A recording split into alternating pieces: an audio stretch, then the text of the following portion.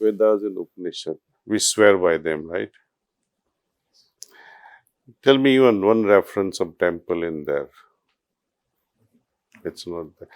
It is not that temples are bad, but people of those Vedic times, they could experience God everywhere.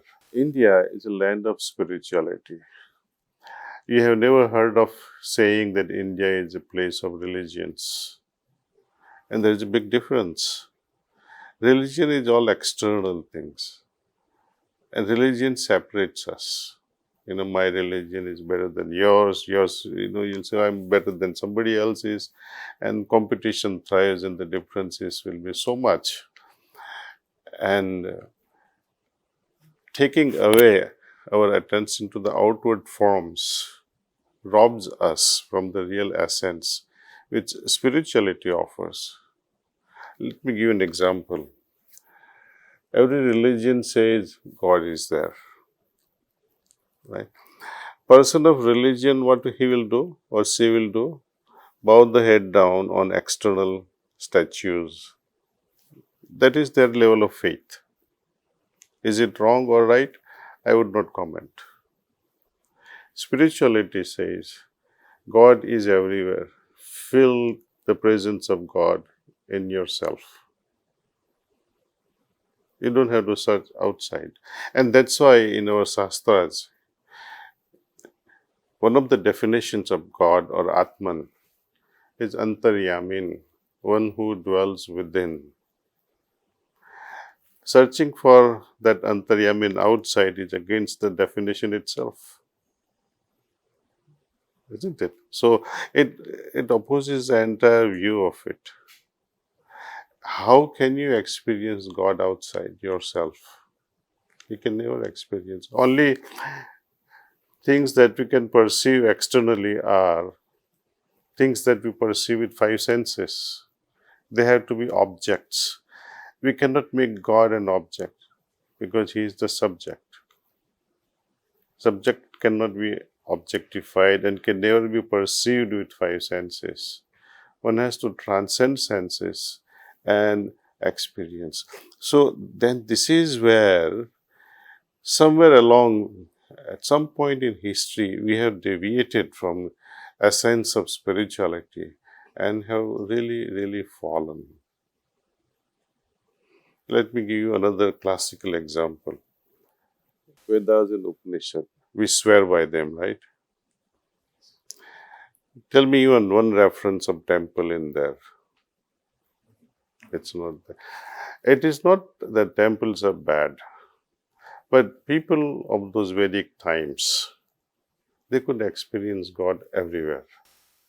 They could experience in the oceans, in the sun, in the sky, in the trees, in every animate and inanimate object. They could feel the presence. So there was no need to build anything extra. And they could worship all these external things because their perception was there. At some point, we lost that ability to perceive things, yet we continued in their footsteps without perceiving the essence of godliness. It became ritual, and we continued doing that without the experience. So if you ask your mother or father or grandma, Mommy or grandma, do you believe in God? She'll say, of course I do. And if she's not in good mood, she'll get angry. Why are you asking such a question? Don't you think I am a believer of God? Isn't it? But when you ask a fundamental question, why do you believe? Then she would say, my grandma taught me, or my mother taught me, or our Shastras did teach us all this. But what about you? Have you experienced? Then she'll wait for an answer, and there will not be any answer. Spirituality is all about, of course, you believe in God, fine. What do you do next? Try to experience. That is the call of spirituality. And then the next phase opens up also. Most people don't go beyond religion. Very rare one goes into spirituality. And even rarer goes into the next phase, which I like to share. Okay, you experienced once. Is it enough? It's like you enjoyed the hospitality of a very rich friend of yours. You stay with him for 3 months, enjoy everything. You come back home after 3 months. Then you say, oh, I have experienced the wealthy man's, potential of having things. But deep down in your heart, you would feel, no, experience was good, but I'd like to become rich. I'd like to become wealthy. So divine experiences are great. It's better than belief. But they are not enough. They have exposed you to an experience, but a next phase must come. I must become divine.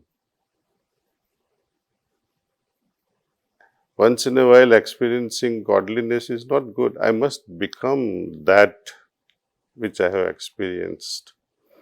And then next stage comes. When you become divine, what happens then? Bliss descends. You become very free. You become in osmosis, in synchronicity with godliness. There's some sort of bliss. And you will feel that this bliss is also a bit too heavy. You'll say, let me renounce this also. So you are actually now transcending Sat Chit Anand state. And that's what heartfulness offers us, that it's not enough to believe, try to experience. It's not enough to experience, try to become that experience. And then if possible, go beyond the bliss. Say goodbye to it. And that is true renunciation. See, it's easy to throw away the family and say, goodbye family, But to drive away the bliss itself, considering it as a burden, who can do it?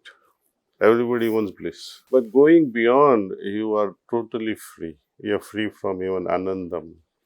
It's a state worth experiencing.